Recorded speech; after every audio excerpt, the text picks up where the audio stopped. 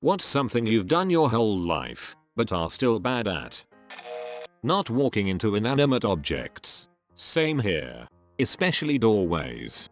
And smacking the back of my hand on doorknobs when walking down hallways. I'm tall and swing my arms. Socializing. Hey. Hi. Let's have a not awkward conversation.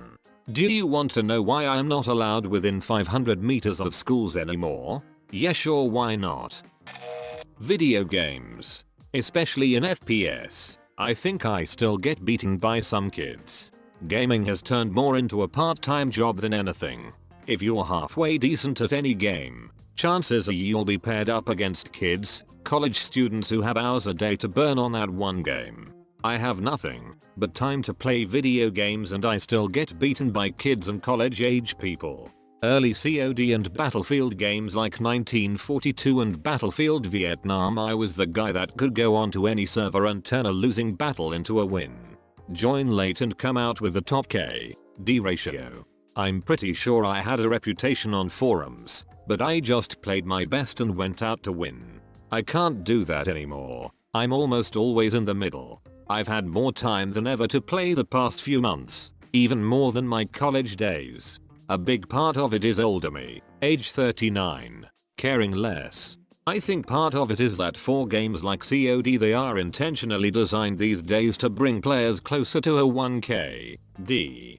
It helps retain players.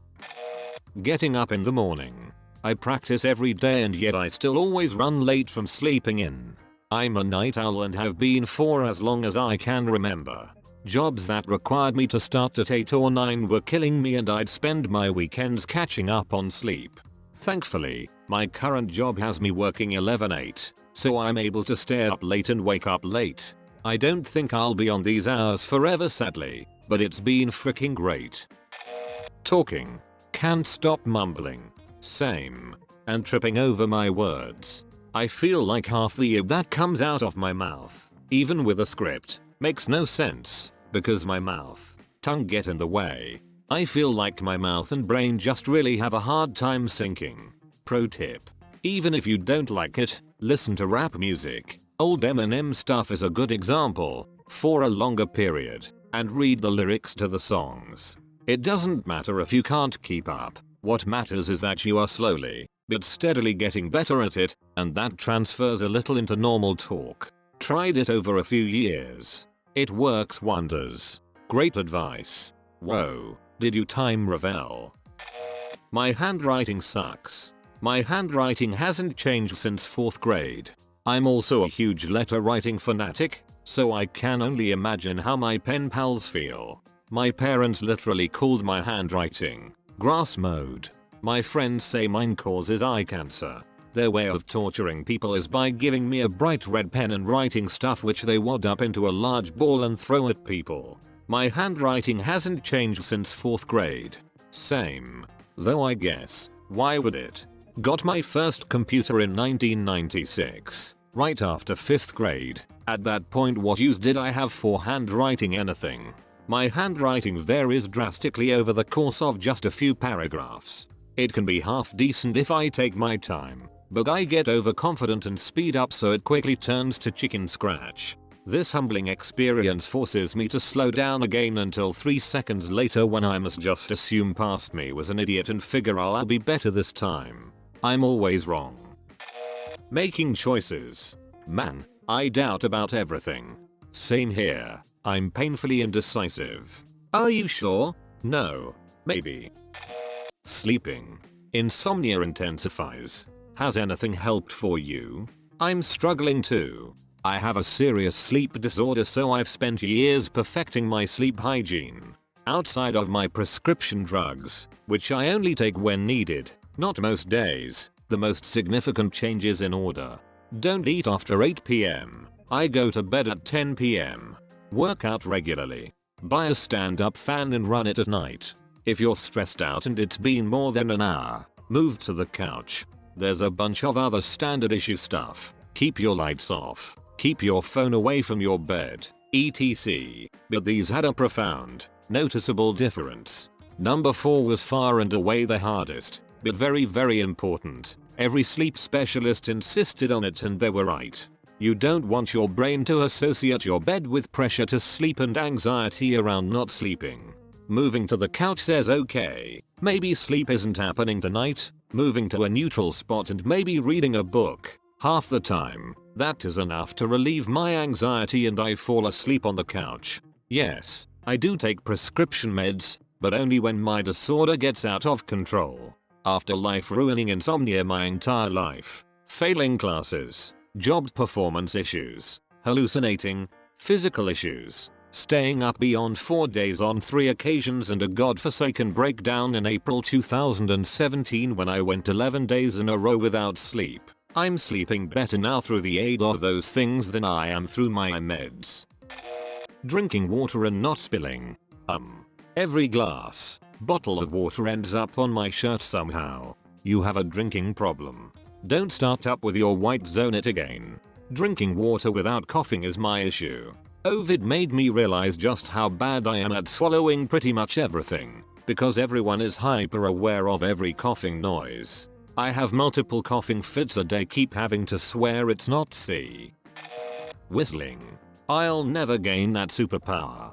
Well, same goes for me. Everyone keeps telling and showing me how that works, which seems simple, but I still just can't. Dude, it's simple, you just got to whistle. People who know how to whistle and try to explain it to non-whistlers. Bruh, it's not that hard, just whistle. That explains literally nothing. Fellow non-whistler checking in. Can't do it. Don't ask me to try. I can't whistle particularly effectively. I've decided it's probably that my teeth are the wrong shape. Things that involve time management. I always procrastinate on completing tasks. Sounds like you've gotten really good at procrastinating though. I'm a procrastinator, you could say. Amazing at procrastination. I've been eating my whole life, but I'm still the slowest eater ever. I could have had a 10-minute head start on someone on the same dish and would probably still finish slower than them. I'm the exact opposite. I really have to force myself to eat slower, because if I don't I look like a pig. I must admit I still eat, as if someone is just about to take the plate away. I do too. Personally I think it's from being brought up in a large family. If you don't get seconds fast enough, sucks for you. I just like my food hot. Same reason I down coffee. When it gets to the right temp you gotta enjoy it quickly. Holy hell man, yes. I wasn't brought up in a big family, but in group homes between 10-16 years old, and if you didn't eat the good stuff first and if you didn't eat fast then the food would be gone when you wanted it. I had this habit even after marriage and my wife would always make remarks about it. I had to consciously stop myself from eating all the snacks and good things in the first day or two after a big shop. I could literally have just gone out and bought something if I really wanted it, but it was ingrained in me so much that I didn't notice I was doing it until confronted. My handwriting hasn't changed since kindergarten. I'm not joking. Same, but I type everything on computer now anyway so nobody knows. Being happy and living in the moment. Seriously. Anytime I'm having a good time my mind realizes it and forces me to think about other stuff. Oh, you're having a good time? What about all your debt? Bills? The car needs repairs. You should try cocaine. Telling people how I feel without worrying about how they feel about how I feel, which makes everything come out awkward and in turn makes me worry even more. Breathing. I have asthma. This is what I came here for. I'm on 5 medications just to breathe better, and I still have to chew on only one side of my mouth so I can catch my breath while eating. 10 out of 10 the stupidest medical condition, except maybe heart defects. Speaking publicly. I've been in programs my whole life where we would have to speak publicly or to an audience. I've trained for it and done exercises for it, been tested on it, and passed everything. Yet when I go up there and it's not for a grade, I shake and my voice wavers and I ramble. No clue why. Portion control. I overeat. I binge. I have desperately tried to limit my food intake for as long as I remember.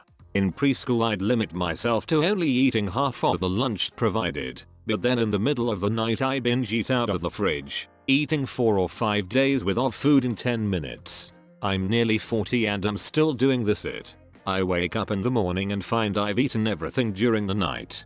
I cannot allow myself to have more than 2 days worth of groceries in the house. I tried meal prep and gained 60 pounds because I ate a week's worth of food every night in my sleep. Have you seen an eating disorder therapist? TMI, but having my period without accidentally getting blood on something. 20 years of experience and it still happens far too often. I feel you. I just accept having blood stains on all of my sheets. I use black sheets during that week.